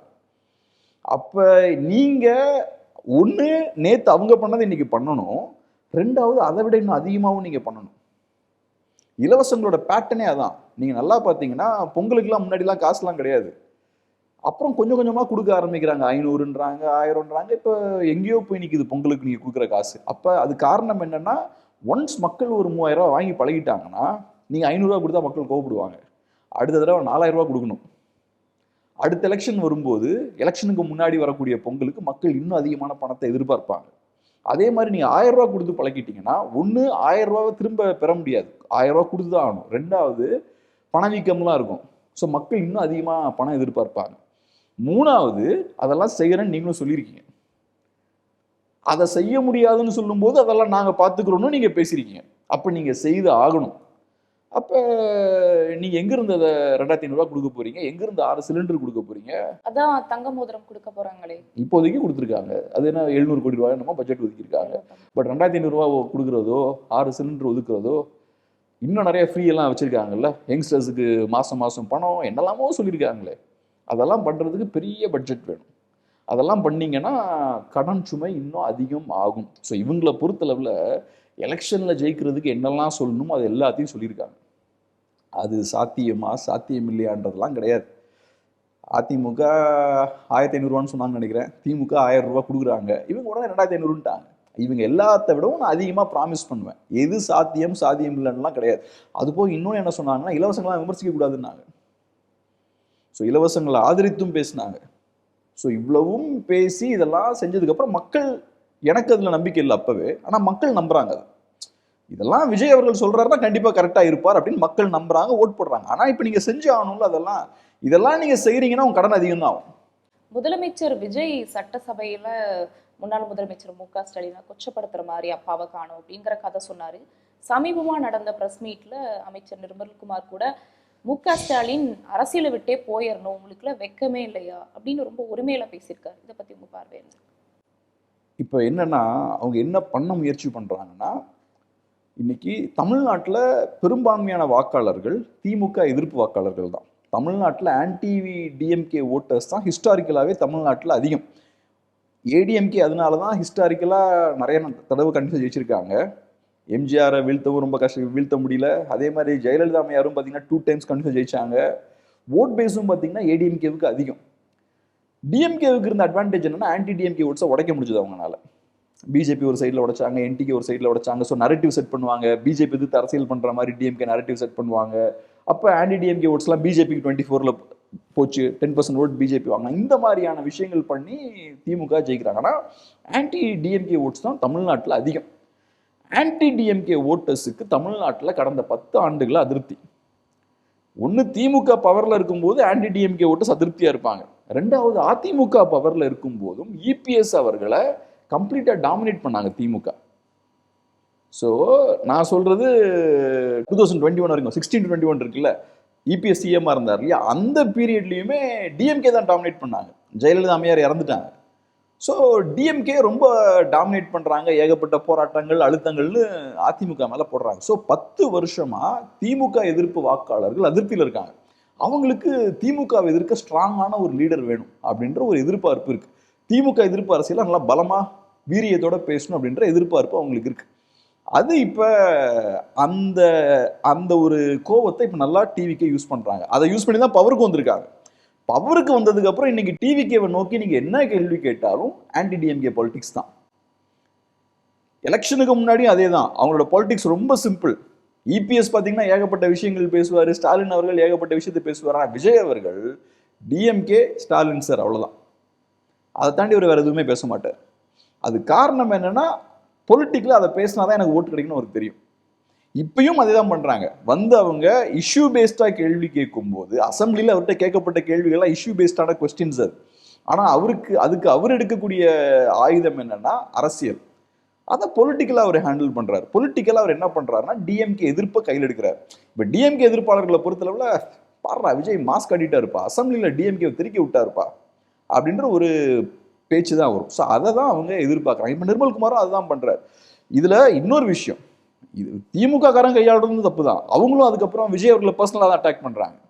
திமுக லீடர்ஸும் விஜய் அவர்கள் எப்படி பர்சனலா எங்கப்பா அப்பாவை காணோன்னு கேட்டாரோ அதே மாதிரி விஜய் அவரோட பர்சனல் இஷ்யூ எடுத்து அவங்களும் அட்டாக் பண்றாங்க. ஆனா இந்த பொலிட்டிக்ஸ் பார்த்தோன்னா நீங்க இவ்வளவு தூரத்துக்கு கீழே இறங்கிருச்சு. அசம்பிளி எதை பேசுறதுக்கான இடம்? அசம்பிளி கூட விட்டுருங்க, வெளியே வந்தாலும் பொலிட்டிஷியன்ஸ் மக்கள் பிரச்சனைகள் தான் பேசணும், இண்டிவிஜுவல்ஸோட பிரச்சனைகள் பேசிட்டு இருக்க கூடாது. அதுக்கா அரசியல் பண்றீங்க நீங்க? ஆனா இந்த அரசியலோட தரத்தை இவ்வளவு தூரத்துக்கு கம்மி பண்ணிட்டாங்க. அது இப்ப நேத்தை விட தரம் தாழ்ந்து போயிருக்கு. இந்த விஷயங்கள்லாம் பேசிட்டு இருக்காங்க அசம்பிளியில. அப்புறம் பார்த்தா தேவையில்லாத யூஸ்லெஸ் இஷ்யூஸ்லாம் இப்போ டிஸ்கஸ் பண்ணப்படுது. இப்போ நம்ம இஷ்யூ பேஸ்டாக பண்ணாமல் இந்த மாதிரி விஷயங்கள் டிஸ்கஸ் பண்ணிட்டு இருக்கோம். ஸோ பொலிட்டிக்ஸோட ஸ்டாண்டர்ட்ஸே கம்மியாக இருக்குது. ஸோ அவங்க பண்ண முயற்சி பண்ணுறது என்னன்னா, இந்த பர்சனல் அட்டாக்ஸ் வழியா இப்போ நீங்கள் திமுக அட்டாக் பண்ண 2 வகையாக அட்டாக் பண்ணலாம். திமுகவுக்கு எதிரான பெரிய போராட்டங்கள் நீங்கள் பண்ணலாம், திமுக கொண்டு வந்த பாலிசிஸ்லாம் நீங்கள் மாற்றலாம். ஸோ நீங்கள் ப்ரோஆக்டிவாக நிறைய விஷயங்கள் பண்ணலாம். ஆனால் அதெல்லாம் எதுவும் பண்ணாமல் இவங்க திமுக எதிர்ப்பை இண்டிவிஜுவல் லெவலில் பண்ணுறாங்க. எலெக்ஷனுக்கு முன்னாடி ஸ்டாலின் சார் தான், இன்னைக்கு சாரை மட்டும் கட் பண்ணிட்டாங்க, ஏன்னா இவங்க பவருக்கு வந்துட்டாங்க இன்னைக்கு. ஸோ ரொம்ப சிம்பிளிஃபைடாக அரசியல் தான் பண்ணிட்டு இருக்காங்க, நிர்வாகம் பண்ணல, பாலிசி வைஸ் பெருசாக எதுவும் பண்ணல. தாவேகா தலைமையில புதிய கூட்டணி அமைய போகுது அப்படின்னு பிரஸ் மீட்ல சந்திச்சு கூட பேசியிருந்தாங்க. ஸோ அப்ப திமுகவை காலி பண்ணிட்டார் விஜய், அப்படிதானே நம்ம எடுத்துக்கணும்? திமுக கூட்டணியை 100% காலி பண்ணிட்டார். திமுக கூட்டணியை காலி பண்ணிட்டாரு, அதிமுகவை பிளவுபடுத்திட்டார். விஜய்ன்றதை விட தாவேகா அதை பண்ணிட்டாங்க. இன்ஃபேக்ட் தாவேகா அதை செஞ்சாங்கன்றதை விட தமிழ் மக்கள் கொடுத்த அந்த தீர்ப்பு இருக்கு பாருங்க, அது அதை பண்ணுது. இப்போ விஜய் அவர்களுக்கு ஒரு டிவிகேவுக்கு 120 சீட்ஸ் கிடைச்சிச்சுன்னு வச்சுப்போம், பிரச்சனையே இருந்திருக்காது. அப்போ திமுக கூட்டணியை உள்ள உடச்சு கொண்டு வரணுன்ற அவசியம் இருந்திருக்காது, அதிமுக எம்எல்ஏஸை உள்ள கொண்டு வந்திருக்க வேண்டிய தேவை இருக்காது, அதெல்லாம் இருக்காது. ஆனால் இப்போ என்ன ஆகுதுதான், இந்த வேர்டிக்டோட பியூட்டியே இதுதான். சிம்பிள் மெஜாரிட்டி கிடைக்கல விஜய்க்கு, டிவிகேவுக்கு. ஸோ இப்போ என்ன பண்ணுறாங்க, சிம்பிள் மெஜாரிட்டி கிடைக்கலன்ற பட்சத்தில் கவர்மெண்ட் ஃபார்ம் பண்ணுறதுக்கு நிறைய தப்புகள் பண்ண ஆரம்பிக்கிறாங்க. ஃபர்ஸ்ட் காம்ப்ரமைஸ் என்ன, திமுக கூட்டணி கட்சிகளை உள்ள கூட்டிட்டு வந்தது ஒரு காம்ப்ரமைஸ். உங்களுக்கு ஒரு பொலிட்டிக்கல் வியூ இருக்கு, தீய சக்தி திமுகன்றதா உங்க பாயிண்ட். அப்புறம் அவங்களுடைய பயணிச்ச அந்த கூட்டணி கட்சிகளை உள்ள கொண்டு வந்தா என்ன லாஜிக் இருக்கு அதுல? ஸோ ஃபர்ஸ்ட் அந்த காம்ப்ரமைஸ் பண்றீங்க. அது மக்கள்கிட்ட என்ன பொறுத்தளவு எக்ஸ்போஸ் தான் பண்ணுது தாவேக்காவை. இவங்க பெரிய மாற்றுலாம் பேசிட்டு கடைசியில் அதே கட்சிகளோட ஃபார்ம் பண்ண. இப்போ பாருங்க, நேற்று அந்த மீட்டிங் நடந்தது, முடிஞ்சதுக்கு அப்புறம் போட்டோ எடுக்கிறாங்க, அதுல விஜய் அவர்கள் இல்லை. ஸோ அப்போ அவருக்கு தெரியுது இந்த குரூப்போட சேர்ந்து நம்ம நிற்கிறது நம்ம இமேஜுக்கு கரெக்டா இருக்காதுன்னு தெரியுது அவருக்கு. அந்த மீட்டிங்ல இருக்காங்க, ஆனா கடைசியில் அந்த போட்டோ ஆப் நடக்கும்ல, அதுல அவர் இல்லை. இல்ல செய்தியாளர்களை சந்திக்கிறதுக்கு பயந்துட்டு கூட வராம இருக்கலாமோ, அப்படிதான் சமூக வலைதளங்கள் மேபி இருக்கலாம், வந்துட்டு போட்டோ எடுத்துட்டு போயிருக்கலாமே. யூஸ்வலா பண்ணுவாங்கல்ல, எல்லாம் ஒரு யூனிட்டியை காட்டுறதுக்கு எப்பவுமே ஒரு அலைன்ஸ் ஃபார்ம் ஆகுது. அலைன்ஸ் ஃபார்ம் ஆகுற ப்ராசஸ் நடக்குதுனாலே எல்லாரும் சேர்ந்து நாங்க எல்லாம் சேர்ந்துருக்கோன்ற அந்த இமேஜை மக்கள்கிட்ட காட்ட முயற்சி பண்ணுவாங்க. அங்கே ஆதவர்ஜுனா அவர்கள் இருந்தாரு, நிர்மல்குமார் அவர்கள் இருந்தாரு, மற்ற லீடர்ஸ் இருந்தாங்க, விஜய் இல்லை. நான் எப்படி பாக்குறேன்னா அவங்க கிட்ட இருந்து டிஸ்டன்ஸ் பண்றாங்கன்னு தான் நான் பாக்குறேன். இப்போ ஒரு பெரிய சிக்கல் என்னன்னு பாத்தீங்கன்னா, திமுக கூட்டணி கட்சிகள் இருக்காங்கல்ல, அவங்க எல்லாமே பாஜக எதிர்ப்பு கட்சிகள். ஆனா தாவேகா பாஜக எதிர்ப்பு கட்சி கிடையாது, தாவேகா திமுக எதிர்ப்பு கட்சி. அவங்க அதிமுக மாதிரி தான், திமுக எதிர்ப்பை மட்டும் பேசக்கூடிய ஒரு கட்சி. இல்ல கொள்கை எதிரையும் தொடர்ச்சியா பேசிட்டு வந்துட்டு அதெல்லாம் அவங்க சொல்லலாம், அவங்களுக்கு ஓட்டு வாங்கி கொடுக்கறது திமுக எதிர்ப்பு தான். ஆனா அவங்க செய்ய விரும்புறது என்ன, நாங்க பாஜக கிட்ட க்ளோஸா இல்ல. இப்ப இபிஎஸ் அங்கதான் கோட்டை விட்டாரு, திமுக என்ன பண்ணிட்டாங்க, இபிஎஸ் பாஜகவோட கனெக்ட் பண்ணிட்டாங்க. இவர் அதுல உஷாரா இருக்காரு விஜய். நாங்க திமுகவை எதிர்க்கிறோம், ஆனா பாஜகவையும் நாங்க சேர்த்துக்க மாட்டோம், ஸோ பாஜகவோட நாங்க டிஸ்டன்ஸ் மெயின்டைன் பண்ணுவோம்னு சொல்றாரு. ஆனா இப்ப தாவேகா கூட்டணிக்குள்ள ஒரு முரண் இருக்கு. ஒண்ணு, தாவேகா திமுக எதிர்ப்பை பேசி வாக்கு வாங்கக்கூடிய கட்சி. ஆனா ஐயுஎம்எல், கம்யூனிஸ்டுகள், காங்கிரஸ், ஈவன் விசிகே, இவங்க எல்லாமே பாஜக எதிர்ப்பை மையமா வச்சு அரசியல் பண்ண கட்சிகள். ஸோ அப்படி இருக்கும்போது ஏதோ ஒரு பாயிண்ட்ல முரண்கள் வருவதற்கான வாய்ப்பு இருக்கு. ஒன்று, அவங்களுக்குலாம் கிளீன் இமேஜ் கிடையாது. ரெண்டாவது, இவங்களால பிரச்சனை வர்றதுக்கும் வாய்ப்பு இருக்கு. ஸோ அப்படி இருக்கும்போது அவங்களோட தன்னை விஜய் அசோசியேட் பண்ண விரும்புறது தான் நான் பார்க்குறேன். விஜய் சேஃபா கேம் பிளே பண்றாரோ, நாடாளுமன்றத்துக்குள்ள போகாம அதுக்கு காங்கிரஸ் சார்ந்த எம்பிகளை வந்து ராஜ்யசபா சீட்டு கொடுத்து உட்கார வச்சுட்டு நம்ம அப்படியே ஸ்டேட் லெவல்ல மட்டும் இருந்து பிளே பண்ணுவோம் அப்படின்னு நினைக்கிறாங்க.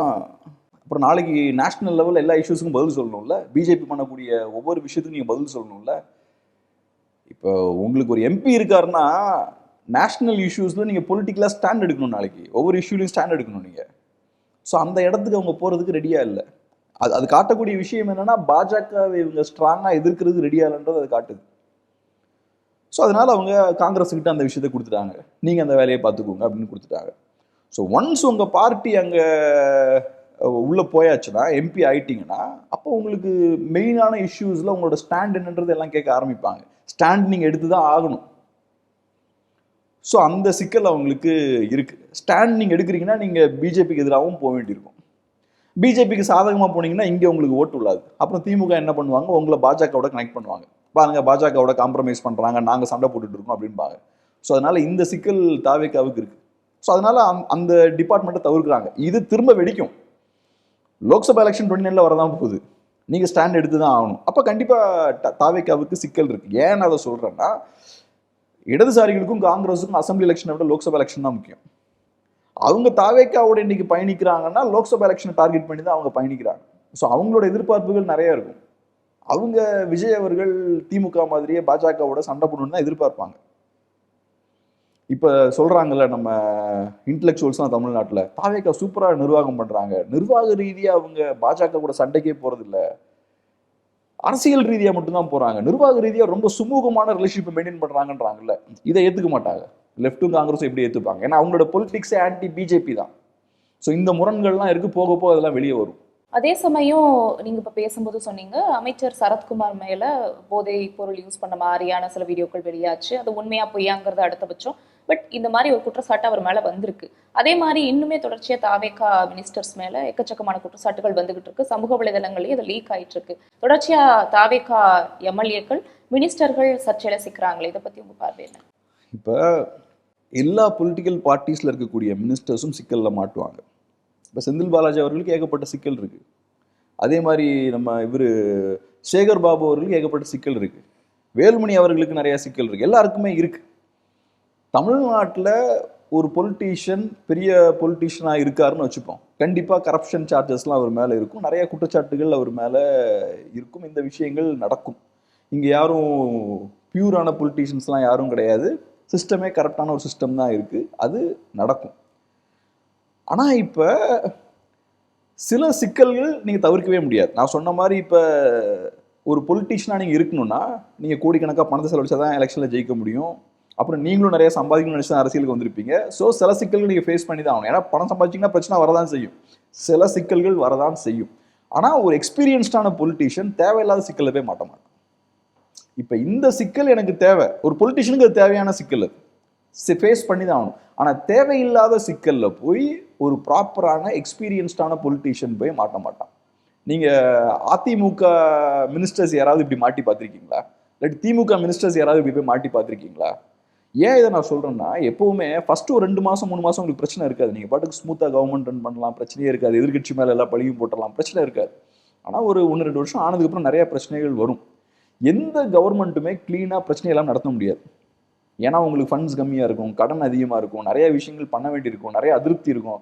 எல்லாரையும் நீங்கள் சாட்டிஸ்ஃபையே பண்ண முடியாது. உங்களுக்கு கண்டிப்பாக நிறைய கெட்ட பேர் போக போக வரதான் செய்யும். ஆனால் தேவையே இல்லாமல் நீங்களே தேவையில்லாமல் கெட்ட பேரை பெற வேண்டிய அவசியம் இல்லை. இப்போ சரத்குமார் அவர்கள் கேஸ் எடுத்துக்கிட்டோம்னா அந்த விஷயம்தான். பொலிட்டிக்கலாக சில பிரச்சனைகள் உங்களுக்கு இருக்குது, அதனால சில கெட்ட பேர் வரணும், அதை நீங்கள் ஃபேஸ் பண்ணி தான் ஆகணும். பட் இது தேவையில்லாமல் நீங்களே பிரச்சனையை வழியே போய் வாங்குறது. இப்போ ஃபார் எக்ஸாம்பிள், இப்போ சேகர் பாபு அவர்கள் தூய்மை பணியாளர்கள் பிரச்சனை நடக்கும்போது அக்ரெசிவாக பேசிட்டார். அது பெரிய டேமேஜாக திமுகவுக்கு ஏற்படுத்துச்சு, கெட்ட பேரை வாங்கி கொடுத்துச்சு. அது தேவையில்லாத விஷயம். அதை நீங்கள் கொஞ்சம் சாஃப்டாக ஹேண்டில் பண்ணிங்கன்னா பிரச்சனையே இருந்திருக்காது.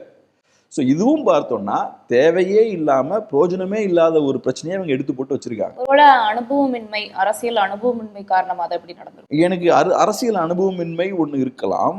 அது தாண்டி இப்போ இருக்கக்கூடிய நிறைய மினிஸ்டர்ஸ் எம்எல்ஏஸோட குவாலிஃபிகேஷன் பார்த்தா எனக்கு ரொம்ப ஆச்சரியமாக இருக்குது.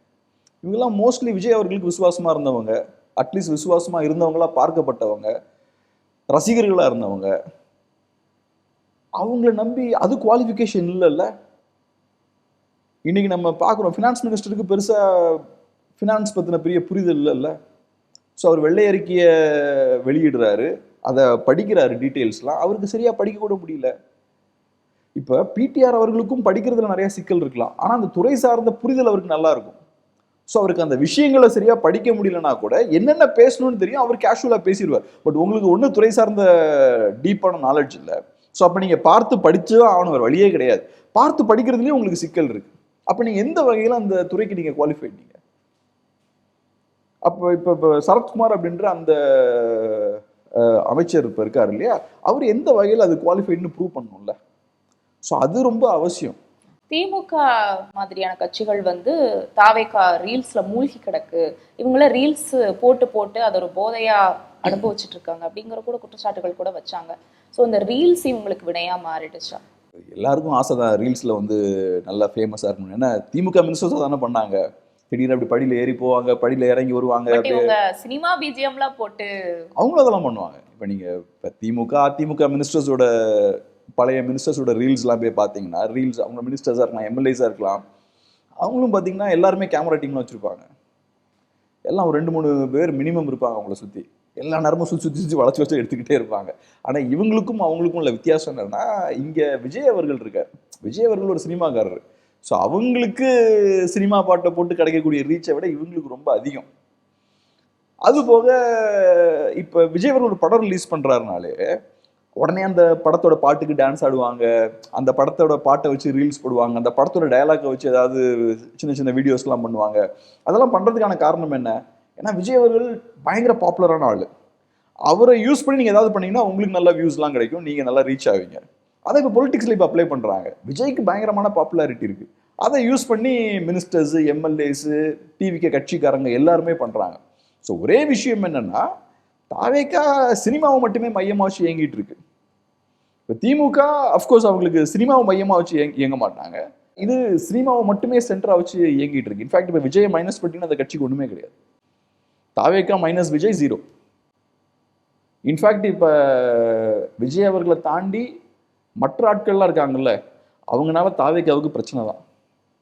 இப்போ பாருங்க, இந்த வீடியோ வருது, ஏகப்பட்ட பிரச்சனை. இவங்க வெளில பேசினாலே நிறைய நேரங்களில் பிரச்சனை ஆகுது. அந்த கட்சிக்கு வலு சேர்க்கக்கூடிய ஒரே இண்டிவிஜுவல் விஜய் அவர்கள் மட்டும்தான். அதை தாண்டி நிறைய நேரங்களில் மற்றவங்களாம் லைபிலிட்டியாக தான் இருக்காங்க. இப்போ நீங்கள் பேசும்போது சொன்னீங்க விஜய் அந்த கட்சியில் ரொம்ப முக்கியமான ஆளாக இருக்காரு. ஆனால் இதுக்கு முன்னாடி என்ன ஒரு குற்றச்சாட்டு வைக்கப்பட்டுச்சுன்னா, அரசியல் ரீதியாக வரக்கூடிய விமர்சனங்களுக்கு ஆதவர்ஜுனா தான் பதிலளிக்கிறாரு, அவர் தான் முதல் போட்ட அமைச்சர், அவர் தான் தாவேகாவை இயக்குறாரு அப்படிங்கிற குற்றச்சாட்டுகள் கூட வந்துச்சு. தெரில. ஆனால் அவரோட ஃபேமிலி பேக்ரவுண்டை பார்க்கும்போது அவங்களுக்கு பெரிய ஃபினான்ஷியல் பேக்கிங் இருக்குது. அவரோட பொலிட்டிக்கல் ட்ராக் ரெக்கார்டை பார்க்கும்போதும் அவருக்கு ஃப்ரீயாக டக்குன்னு அவரால் விசிகேக்குள்ளே போக முடியுது, விசிகேலையும் டக்குன்னு முக்கியமான ஒரு பொறுப்பில் அமர முடியுது. அதே மாதிரி தாவேகாக்குள்ளேயும் ஈஸியாக வர முடியுது. தாவேகாலையும் பார்த்தோன்னா முக்கியமான எலெக்ஷனுக்கு முன்னாடி அவர் விஜய் அவர்களோட ரைட் ஹேண்ட் மாதிரி ரொம்ப முக்கியமான இடத்துல இருக்கார். புஷி ஆனந்த் அப்புறம் ஆதவர்ஜுனா அவர்கள் 2 பேரும் பார்த்தா முக்கியமான ஒரு இடத்துல இருக்காங்க. முக்கியத்துவம் அவங்களுக்கு கொடுக்கப்படுது. என்னோட அனுபவம் என்னன்னா, அரசியல்ல இது சும்மா நடக்காது. இந்த முக்கியத்துவம் இருக்குல்ல, அது ஈஸியாக எல்லாருக்கும் சும்மா கிடைச்சிடாது. அவருக்கு விசிகேல கிடைச்ச முக்கியத்துவமாக இருக்கட்டும், இல்லைனா டிவிகேல அவருக்கு கிடைச்ச முக்கியத்துவமாக இருக்கட்டும், அதெல்லாம் டக்குலாம் சும்மா கிடைச்சிடாது. அது கிடைக்கணும்னா அவங்களுக்கு ஃபினான்ஷியல் பேக்கிங் இருக்கணும். ஸோ அவருக்கு ஃபினான்ஷியல் பேக்கிங் டெஃபினட்டாக இருக்குது. அப்புறம் இப்போ நடக்கக்கூடிய விஷயங்களை வச்சு பார்க்கும்போதும் அவர் பார்த்தோன்னா அவருக்கு பெரிய முக்கியத்துவம் இருக்குது அப்படின்றது தெரியுது. இன்ஃபேக்ட் இப்போ நாம் பார்த்த அளவில் புஷி ஆனந்த் அப்புறம் நிர்மல்குமார், ஆதவர்ஜுனா அவர்களுக்கு இன்னும் அதிகமான முக்கியத்துவம் இருக்குது அப்படின்ற மாதிரி தான் தோணுது. நான் எப்படி பார்க்குறேன்னா, மல்டிபிள் பவர் சென்டர்ஸ்லாம் இருக்கிறதா பார்க்கல தாவேகால. மேபி 2 பவர் சென்டர்னு வச்சுக்கலாம். ஒன்று விஜய் அவர்கள், இன்னொன்று ஆதவர்ஜுனா அவர்கள்னு பார்க்கலாம். இப்போ திமுகலாம் மல்டிபிள் பவர் சென்டர்ஸ் இருக்கும். அதிமுகவில் அப்படி இருக்காது. அதிமுகவை பொறுத்தளவு ஜெயலலிதா அவர்கள் இருக்கும்போது ஒன்று ஜெயலலிதா அவர்கள், 2வது வேணா சசிகலா அவர்கள் நீங்கள் சொல்லலாம். இது ஏறக்குறைய அந்த மாதிரியான ஒரு செட்டப் தான். இப்போ விஜய் அவர்களை நீங்கள் எடுத்துக்கிட்டீங்கன்னா மற்ற யாருக்கும் பவர் கிடையாது. லைம்லைட்டுக்கு வரல. ஆமாம். ஆனால் என்னை பொறுத்தளவில் பவர் யாருக்கு அதிகமாக இருக்குன்னு பார்த்தா நீங்கள் ஜெயலலிதா அவர்களை சொல்லலாம். 2வது சசிகலா அவர்களுக்கு அதிகமான பவர் இருந்தது. இங்கே பவர் யாருக்கு அதிகமாக இருக்குன்னு பார்த்தா விஜய் அவர்களுக்கும் ஆதவர்ஜுனாவுக்கும் இருக்கு. அதை தாண்டி மற்ற மினிஸ்டர்ஸுக்கெல்லாம் பெரிய பவர்லாம் இருக்கிறதா நான் பார்க்கல.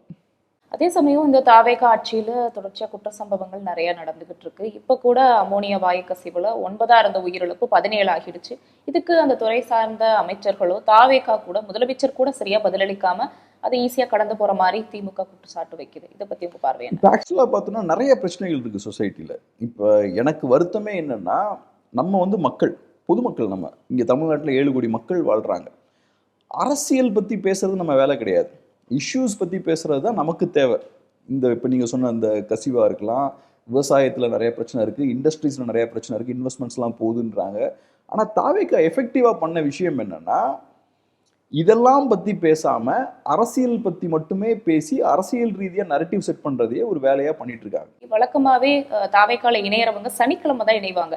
ஆனால் இவங்க பார்த்தா விஜயபாஸ்கர் 2 பேரும் சம்மந்தமே இல்லாமல் வியாழக்கிழமை இணைஞ்சிருக்கிறாங்க. ஸோ இதுக்கு பின்னாடி இருக்கிற அரசியல் எனக்கு தெரியல, இதுக்கு முன்னாடி ஏதோ அரசியல்லாம் இருக்கான்னு தெரியல, எனக்கு தெரியல. இல்ல ஒருவேளை இடைத்தேர்தல் தேதி சீக்கிரம் அறிவிச்சிருவாங்க அப்படின்னு ஒரு ஹரிபரியில. ஏன் அதுக்கு வேற நாட்கள் கூட சேரலாமே. அஃப்கோர்ஸ் இடைத்தேர்தல் சீக்கிரம் வர்றதுக்கான வாய்ப்பு இருக்கு. ஆனால் எதுக்கு குறிப்பிட்ட ஒரு நாளில் சேர்றாங்கன்னு தெரியல. இன்ஃபேக்ட் எல்லாரும் குறிப்பிட்ட ஒரு நாளில் வந்து சேர்ந்தாங்கன்றது எனக்கு நியூஸ் இப்போதான் எனக்கு தெரியுது. இல்ல ஆதவர்ஜுன் அதை வேற பெருமையா வேற சொன்னாரு. இந்த மாதிரி தொடர்ந்து சனிக்கிழமையில குடும்பமா வந்து எங்க கட்சியில சேர்றாங்க அப்படின்னு சொல்லியிருந்தாரு. ஆனா இப்போ உல்டாவா வேற நாள நடக்குது. ஸோ இது அரசியல் காரணம் இருக்கு. எனக்கு தெரியல, நான் இப்போ தான் கேள்விப்படுறேன். நான் அதை பார்க்கல ஆக்சுவலாக. ஸோ எனக்கு இது நியூஸ் தான்.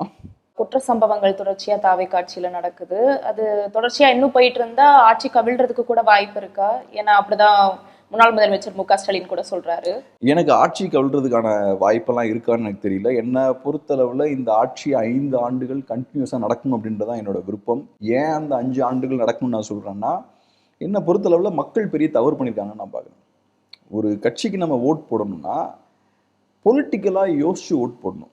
எனக்கு ஒருத்தரை பிடிக்கும், அவர் நல்லா டான்ஸ் ஆடுவார், நல்ல ஃபேமஸான கேரக்டர் அப்படின்றதுக்காக ஓட் போடக்கூடாது. ஸோ தமிழ் மக்கள் பெரிய ஒரு மிஸ்டேக் பண்ணியிருக்காங்க.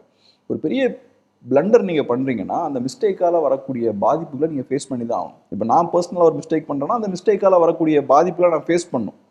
அப்போ தான் நான் கற்றுப்பேன் அதிலேருந்து. அப்போ தான் நான் பெட்டரான ஒரு இண்டிவிஜுவலாக மாற முடியும். சொசைட்டிக்கும் அதே மாதிரி தான். இப்போ இந்த தப்பு பண்ணியாச்சு, நாளைக்கு டக்குன்னு ஒரு 1 இயரில் கவர்மெண்ட் கொலாப்ஸ் ஆகுதுன்னு வச்சுப்போமே, திருப்பி இந்த மிஸ்டேக்கை வேறு இடத்துல பண்ணுவாங்க.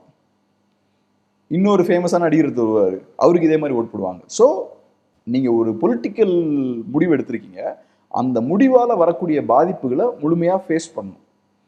இப்போதைக்கு பார்த்தோம்னா இஷ்யூஸை எதுவுமே பேசாமல், க்ரோத் பற்றிலாம் எதுவுமே பேசாமல் வெறுமனே பொலிட்டிக்ஸ் மட்டும் தான் பேசிக்கிட்டு இருக்காங்க. எல்லாம் ஓகே, இப்போ 2 months தான் ஆயிருக்கு, ஒரு 5 years நடக்கட்டும். 5 years நடக்கிற விஷயங்கள்லாம் மக்களும் பார்க்கணும், ஃபேஸ் பண்ணணும். அப்போ தான் மக்களுக்கும் பொலிட்டிக்கல் அண்டர்ஸ்டாண்டிங் வரும்.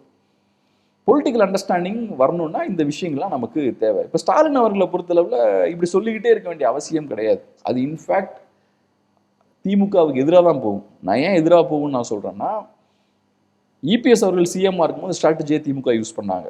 தொடர்ச்சியாக சொல்லிக்கிட்டே இருந்தாங்க, இந்த ஆட்சி சீக்கிரம் கவிழ்ந்துடும், இபிஎஸ் அவர்கள் சிஎம்மாக தொடர மாட்டார் அப்படின்லாம் பேசிக்கிட்டே இருந்தாங்க. கடைசியில் இபிஎஸ் அவர்கள் சிஎம்மாக தான் இருந்தார். ஆனால் இபிஎஸ் கேஸில் அது ஒர்க் அவுட் ஆச்சு. ஏன்னா இபிஎஸ் அவர்கள் ஃப்ரெஷ்ஷான ஆள், ஒரு ஃபேமஸான ஆள்லாம் கிடையாது.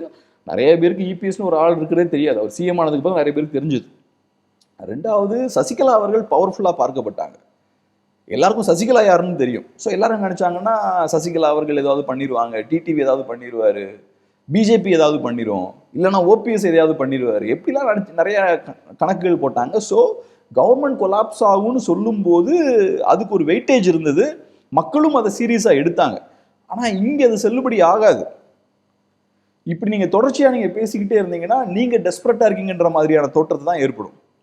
ரைட்டு, அதிகாரம் கையை விட்டு போயிடுச்சு, எப்படியாவது அதிகாரத்தை கைப்பற்றிடணும்னு முயற்சி பண்ணுறாங்க, அந்த இயலாமையில் பேசிகிட்டு இருக்காங்கன்னா பார்க்கப்படும். ஏன்னா விஜய் அவர்கள் டாமினேட்டான பொசிஷனில் இருக்கார். ஸோ அதனால் என்னை பொறுத்தளவில் ஸ்டாலின் அவர்கள் தொடர்ச்சியாக அப்படி பேசுகிறதுமே திமுகவுக்கு யூஸ்ஃபுல்லாக இருக்காது.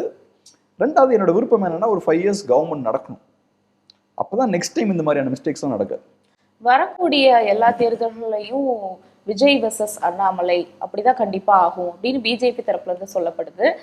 திமுகவா அவ்வளவுதான் முடிச்சிருவாங்க அப்படிங்கிற மாதிரி சோசியல் மீடியால பல கருத்துக்கள். அண்ணாமலை அவர்கள் இப்ப பிஜேபியில இல்லையேங்க, அவர் தனியா ஒரு இயக்கம் ஆரம்பிச்சிட்டாரு. இல்ல இன்ஃபேக்ட் பிஜேபி காரங்க திட்டிட்டுல இருக்காங்க அண்ணாமலைய. நான் சொல்றது லீடர்ஸ் இல்ல, இடதுசாரிகள் என்ன சொல்றாங்கன்னா பிஜேபியோட ஒன் ஆஃப் த ஆள் தான் வந்து அண்ணாமலை அப்படிங்கிற மாதிரியும் சொல்றாங்க. அது உண்மைங்கிற மாதிரியும் சில இடத்துல தெரிய வருது. ஸோ அதனால கேட்குறோம். இப்போ பிஜேபியோட பி டீம் தான் அண்ணாமலையான்னு எனக்கு தெரியல. ஏன்னா விசிகேவை பொறுத்தளவில் டிவிகேவியே பிஜேபியோட பி டீமாக தானே பார்த்தாங்க எலெக்ஷனுக்கு முன்னாடி.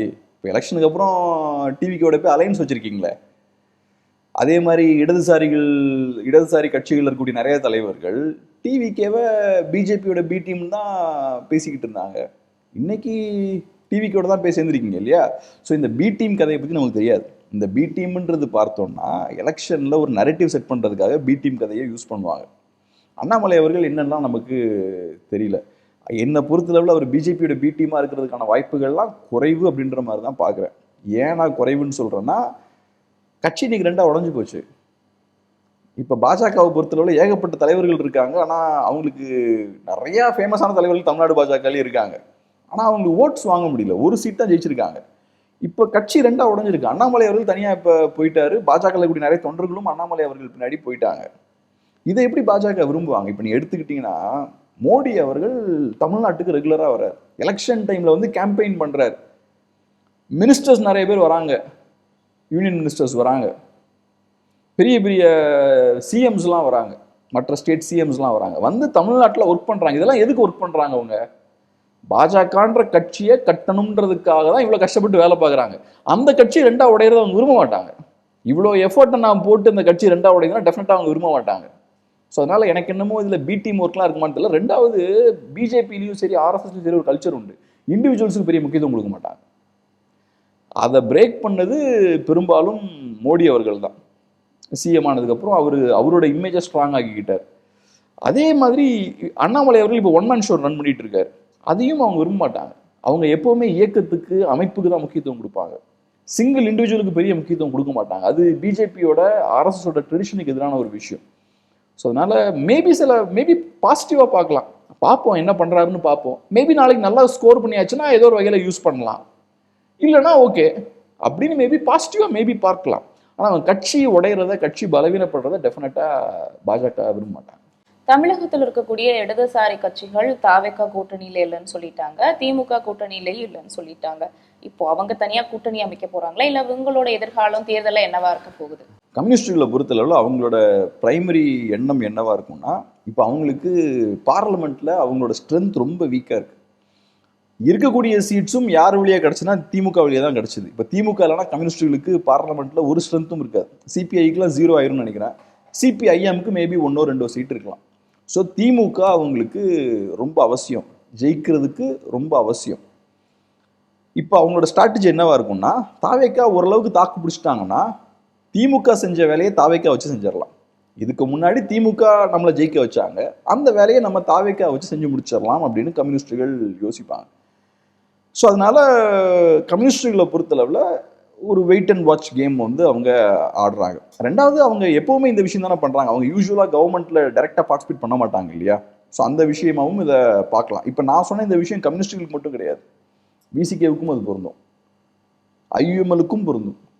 அவங்க எல்லாருமே ஏதோ ஒரு பெரிய கட்சியை சார்ந்திருந்து பழகினவங்க.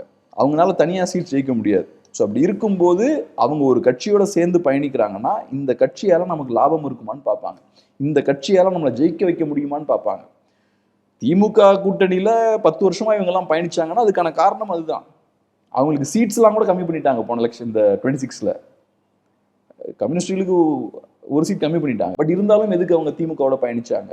திமுகவோட பயணித்தால் நமக்கு வின்னிங் சீட்ஸ் கிடைக்கிறதுக்கு வாய்ப்பு இருக்குன்னு அவங்களுக்கு தெரியும். கம்யூனிஸ்டுகளால் தனியாக நின்று ஒரு சீட் ஜெயிக்க முடியாது. ஸோ அப்போ கம்யூனிஸ்டுகளை ஜெயிக்க வைக்கிறதுக்கு ஏதோ ஒரு பெரிய கட்சி வேணும். அது விசிகேவுக்கும் பொருந்தும். ஸோ அப்படி இருக்கும்போது அவங்க தாவேக்காவை கேர்ஃபுல்லாக பார்த்துக்கிட்டே இருப்பாங்க. அந்த வேலையை தாவேக்கா செய்ய முடியும்னு இப்போ நினைக்கிறாங்க. அதுபோக தாவேக்கா வழியாக அவங்களுக்கு பெரிய லாபமும் இப்போ கிடச்சிருக்கு. ஆனால் அந்த வேலையை தாவேக்காவால் செய்ய முடியாதுன்ற எண்ணம் அவங்களுக்கு வந்துருச்சுன்னா யோசிக்காமல் திமுக பக்கம் போவாங்க. திரும்பவும் சொல்லிட வேண்டியதான், பாஜக எதிர்க்கணும்னா திமுக தான் தயவுன்னு சொல்லிட்டு போயிட வேண்டியதான். இல்லை, ஒருவேளை சிபிஐ, சிபிஐஎம், எம்எல் இவங்க 3 பேர் சேர்ந்து எல்டிஎஃப் கூட்டணி அமையறது கூட வாய்ப்பு இருக்கா? வாய்ப்பு இருக்குது, அமைக்கலாம். ஆனால் என்ன யூஸ் இருக்குதுல்ல? ஸோ அதில் ஒன்றும் யூஸ் இல்லைல்ல, அது சீட்ஸாக கன்வெர்ட் ஆகாது. மேபி இவங்க எல்லாம் சேர்ந்தாலும் கூட ஒரு 2% ஓட் வாங்கலாம், 3% ஓட் வாங்கலாம். அது சீட்ஸாக கன்வெர்ட் ஆகாதுல்ல. ஸோ அதில் ஒன்றும் பெரிய லாஜிக்கலாக இல்லை. அவங்களுக்குள்ள ஏற்கனவே ஒரு அண்டர்ஸ்டாண்டிங் இருக்குது லெஃப்ட்டுக்கு, ஆனால் அது பெருசாக டிரான்ஸ்லேட் ஆகாது சீட்ஸாக. ஸோ அதனால் அவங்கள பொறுத்தளவில் பார்லமெண்ட்டில் ஸ்ட்ரென்த்தை மெயின்டைன் பண்ணணுன்னா, இருக்கிற ஸ்ட்ரென்த்தை காப்பாற்றணும்னா அப்போ தமிழ்நாட்டிலேருந்து வரக்கூடிய சீட்ஸ் அவங்களுக்கு ரொம்ப முக்கியம். அதனால் இது வெறும் தமிழ்நாடு சார்ந்த பிரச்சனை மட்டும் கிடையாது, அவங்களுக்கு நேஷ்னல் லெவலில் அதை பார்ப்பாங்க. இப்போ நான் சொல்கிறது எல்லாமே நேஷ்னல் லெவலில் இருக்கக்கூடிய விஷயங்கள். பார்லமெண்ட்டில் இடதுசாரியோட ஸ்ட்ரென்த்தை பற்றி நான் பேசிகிட்டு இருக்கேன். ஸோ தமிழ்நாட்டில் நமக்கு சில லாபங்கள் கிடைக்குதுன்னு மட்டும் அவங்க பார்க்க மாட்டாங்க. அதை தாண்டி நமக்கு நேஷ்னல் லெவலில் பார்லமெண்ட்டுக்குள்ளே நம்ம ஆட்கள் போகணும், அது அவங்களுக்கு முக்கியம். திருமா சொல்லியிருந்தாரு, இந்த தாவேக்க ஆட்சி 5 வருஷம் நீடிக்கிறதுக்கு நாங்க கண்டிப்பா உறுதுணையா இருப்போம் அப்படின்னு அவர் சொல்லியிருந்தாரு. அப்படி இருந்துமே விஜய் வந்து மற்ற கட்சியிலிருந்து ஆட்களை எடுத்து இங்க போறாரு அப்படிங்கிற குற்றச்சாட்டு தொடர்ச்சியா வைக்கப்படுது. ஏன் இவங்க மேல நம்பிக்கை இல்லாம இருக்காரு விஜய்? அதுக்குள்ள நம்ம போவோம். அதுக்கு முன்னாடி முதல்ல எதுக்கு அப்படி உத்தரவாதம் கொடுக்கணும்? 5 வருஷம் ஒரு கட்சியோட நாங்க இருப்போம்னு எதுக்கு உத்தரவாதம் கொடுக்கணும்? என்ன அடிமை சாசனம் எழுதி கொடுக்குறீங்க? இப்ப எதுக்காக வந்து சேர்ந்திருக்கீங்க? ஆளுநர் ஆட்சி உள்ள பாஜகவோட இன்ஃப்ளூயன்ஸ் அதிகமாயிடக்கூடாது. பாஜகவோட இன்ஃப்ளூயன்ஸ் அதிகமான உங்களுக்கு என்ன பிரச்சனை? பாஜக எதிரியா நீங்க பாக்குறீங்க, பாஜக மோசமான ஒரு கட்சியா பாக்குறீங்க. ஸோ அவங்களோட இன்ஃப்ளூயன்ஸ் அதிகமாயிடக்கூடாதுன்னா நீங்க தாவேக்காவை சப்போர்ட் பண்றீங்க. அப்ப அதுல தானே நிக்கணும். நீங்க எதுக்கு 5 வருஷத்துக்கு கேரண்டி கொடுக்குறீங்க?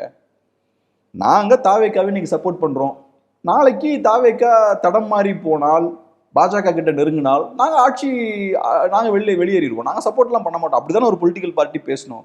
நீங்க ஏன் 5 வருஷம் கேரண்டிலாம் கொடுக்குறீங்க? இது என்ன மிக்சி மாதிரியான கதையா என்ன? பொலிட்டிக்கலா நீங்க 5 இயர்ஸ் கேரண்டி கொடுக்குறீங்க. ஸோ நீங்க ஸ்ட்ராங்கா பேசணும்ல. அப்ப இது காட்டக்கூடிய விஷயம் என்ன? நீங்க பலவீனமா இருக்கீங்க. தாவேக்கா நம்மளை நம்பணும்னு நீங்க நினைக்கிறீங்க. ஏன்னா உங்களுக்கு தெரியுது, உங்க கண் முன்னாடியே அதிமுக எம்எல்ஏஸை உள்ள கொண்டு வராங்க. ஏன் கொண்டு வராங்க? தாவேக்காவுக்கு உங்க மேல நம்பிக்கை இல்லை. நீங்க எந்நேரமும் அவங்களுக்கு எதிராக திரும்பலான்ற ஒரு அச்சம் இருக்கு தாவேக்காவுக்கு. உங்க மேல நம்பிக்கை இல்லை, கான்பிடன்ஸ் இல்லை. ஸோ அப்ப அதை சரி செய்யறதுக்காக எம்எல்ஏஸ் கொஞ்சம் பேரை உள்ள கொண்டு வராங்க. நீங்க தாவேக்காவுக்கு எதிராக திரும்பினாலும் கவர்மெண்ட்டுக்கு ஒன்றும் ஆகக்கூடாது அந்த எண்ணத்துல எம்எல்ஏஸை உள்ள கொண்டு வராங்க. ஸோ இப்போ நீங்க என்ன பண்றீங்க? அந்த எம்எல்ஏஸ்லாம் உள்ள வரதை பார்க்கும்போது உங்களுக்கு தெரியுது, இப்ப அடுத்த பை எலெக்ஷன் வந்தா கண்டிப்பா கொஞ்சம் பேர் ஜெயிச்சிருவாங்க. அப்ப நம்மளோட தேவை கம்மியாகும் தாவேக்காவுக்கு. அப்ப தாவேக்காவை குஷிப்படுத்துற மாதிரியான விஷயங்கள் நம்ம பேசணும். நீங்க எங்களை கண்டிப்பா நம்பலாம், எங்களால எந்த பிரச்சனையுமே வராது, நான் உங்க கூட தான் இருப்போம். ஏன் அப்படிலாம் பேசணும்? ஒரு பொலிட்டிக்கல் பார்ட்டி அப்படிலாம் பேசக்கூடாதுல்ல. கொள்கை கோட்பாடுபடி செயல்படக்கூடிய எந்த கட்சியும் அப்படி பேசக்கூடாது. இன்னைக்கு தேவை இருக்கு, நாங்க சேர்றோம். நாளைக்கு தாவேக்கா நல்லாட்சி பண்ணாங்கன்னா நாங்க தாவேக்காவோட இருப்போம். அப்படி நல்லாட்சி கொடுக்கலன்னா தாவேக்காவுக்கு எதிராகவும் பேசுவோம். தவறான பாதையில போனாங்கன்னா தாவேக்காவை விட்டு பிரிஞ்சும் போவோம். அதுக்கான தைரியம் எங்களுக்கு இருக்கு, ஸ்ட்ரென்த் இருக்குன்னு பேசணும். ஆனா இங்க அவங்க தாவேக்காவை அப்படியே பக்குவமா கையாளுறாங்க. தாவேக்காவுக்கு பிடிச்ச விஷயங்கள் தான் நாங்க பேசணும். இது என்ன அரசியல்? முதலமைச்சர் விஜய் அவர்கள் கரூர்ல பாதிக்கப்பட்ட மக்களை போய் சந்திக்கிறதா சில தகவல்கள் வெளியாயிட்டு இருக்கு. இதை பத்தி உங்க கருத்து என்ன? இப்ப என்னை பொறுத்தளவுல அந்த மக்கள் 41 பேர் இறந்துருக்காங்க இல்லையா, அவங்கள பார்த்தா எனக்கு ஆக்சுவலா வருத்தமா இருக்கு. விஜய் அவர்களை பார்க்க வந்து நடிகரை பார்க்கணும் அப்படின்ற ஆர்வத்துல வந்து 41 பேர் இறந்துருக்காங்க. தாவேக்கா அதை பொலிட்டிக்கலா யூஸ் பண்றாங்க. ஒரு சதி நடந்திருக்கும் அந்த மாதிரிலாம் அவங்க பேசுறாங்க. பேசி எடுத்து பார்த்தா இன்னைக்கு பவருக்கும் இன்னைக்கு வந்துட்டாங்க. இப்ப அந்த மக்கள் இறந்ததுக்கு அப்புறம் நிறைய பொலிட்டிக்கல் ஈவெண்ட்ஸை வந்து தாவேக்கா நடத்துறாங்க. எந்த இடத்துலையும் அந்த மக்களுக்கு கொடுக்க வேண்டிய அங்கீகாரத்தை கொடுக்கவே இல்லை அந்த 41 பேருக்கு. அதுக்கப்புறம் நடக்கிற மீட்டிங்ஸ்ல ஒரு போட்டோஸ் வைக்கலாம், ஒரு கண்ணீரஞ்சலி நடத்தலாம், அந்த 41 பேர்களை சொல்லியிருக்கலாம், இவங்கெல்லாம் நம்ம கட்சிக்காரங்க நமக்காக தான் உயிரிழந்திருக்காங்க, உயிரை விட்டுருக்காங்கன்னு சொல்லியிருக்கலாம். ஏதோ ஒரு வகையில அவங்களை நீங்க ரிமெம்பர் பண்ணிருக்கணும். ஏன்னா உங்களை பார்க்க வந்தவங்க, அவங்க உங்களுக்காக தான் இறந்துருக்காங்க. அப்படி இருக்கும்போது நீங்க ஏதோ ஒரு வகையில அவங்கள ஞாபகப்படுத்தியிருக்கணும். அந்த விஷயம் எதுவுமே பண்ணல. எங்கேயுமே பொறுப்பேற்கவும் இல்லை, எங்கேயுமே மன்னிப்பு கேட்கவும் இல்லை. பர்சனலா விஜய் அவர்கள் பார்த்தாரு, ஆஃப் த ரெக்கார்ட் பண்ணாருன்னா சொன்னாங்க. இது பர்சனல் விஷயம் கிடையாது, இது ஒரு பொலிட்டிக்கல் இஷ்யூ. 41 பேர் பொலிட்டிக்கல் ஈவெண்ட்ல இறந்துருக்காங்கன்னா இது பொலிட்டிக்கல் இஷ்யூ. நீங்க இதை பர்சனலா டீல் பண்ணக்கூடாது. மேடையில ஓப்பனா மக்கள்கிட்ட நீங்க அட்ரஸ் பண்ணணும். ஆனா அதை பர்சனலா பிரைவேட்டா சந்திச்சு எடுத்து முடிக்கிறாங்க இந்த பிரச்சனையை. இப்பவும் பார்த்தீங்கன்னா இப்பவும் அடுத்த பை எலெக்ஷன்லாம் வரப்போகுது. பை எலெக்ஷன்லாம் வரப்போகுதுன்ற போது இந்த மாதிரியான பேச்சுகள் வருது. இப்போ எனக்கு தெரியல விஜய் அவர்கள் அங்கே போறாரா இல்லையான்னு எனக்கு தெரியல. நான் என்ன சொல்லுவேன்னா, நிஜமாவே உங்களுக்கு அந்த மக்கள் மேல அக்கறை இருந்தா டே 1ல அந்த பிரச்சனை நடந்தது இல்லை, அப்பவே நீங்க அந்த மக்கள் கூட நின்றுக்கணும். மக்களோட நின்று அந்த இஷ்யூவை நீங்க சரி பண்ணிருக்கணும். ஆனா நீங்க என்ன பண்ணீங்க? அப்ப ஒரு மாசம் தாவேக்காரர்கள் எல்லாம் எஸ்கேப் ஆயிட்டாங்க, எல்லாருமே பதுக்கிட்டாங்க. அதுக்கப்புறம் நடந்த மீட்டிங்லையும் அப்படி ஒரு சம்பவமே நடக்காத மாதிரி மெயின்டைன் பண்ணாங்க. அதை பத்தி அவங்க பேசவே இல்லை. ஸோ நிஜமாவே உங்களுக்கு அந்த மக்கள் மேல அக்கறை இருந்திருந்தா முதல்ல அவங்க கூட நின்றுருக்கணும். அதுக்கப்புறம் தொடர்ச்சியா அந்த மக்கள் பத்தி நீங்க பேசிக்கிட்டே இருந்திருக்கணும். அதுக்கப்புறம் நீங்க பவருக்கு வந்ததுக்கு அப்புறம் நீங்க சொன்னீங்க ஒரு கான்ஸ்பிரசி நடந்ததுன்னு. ஸோ சம்பந்தப்பட்டவர்களுக்கு எதிராக நடவடிக்கை எடுத்துருக்கணும். அதை நீங்க பவருக்கு வந்ததுக்கு அப்புறம் பண்ணிருக்கணும். இன்னைக்கும் பார்த்தா அந்த மாதிரியான விஷயங்கள் எதுவுமே நடக்கல. ஸோ அதனால இதெல்லாம் பண்ணாம வெறுமனே பை எலெக்ஷன் முன்னாடி அங்கே போனாங்கன்னா அப்போ எதுக்குன்னு நம்ம புரிஞ்சுக்கலாம். போவாரான்னு எனக்கு தெரியல. அப்படி இன்கேஸ் பை எலெக்ஷன் முன்னாடி இப்படி போறாங்கன்னா அது ஒரு பொலிட்டிக்கல் ஸ்டண்டாக தான் பார்க்கப்படும். ரொம்ப நன்றி சார். நாங்கள் கேட்ட நன்றி. கேள்விகளுக்கு ரொம்ப அழகாக நன்றி. சொன்னீங்க. நன்றி.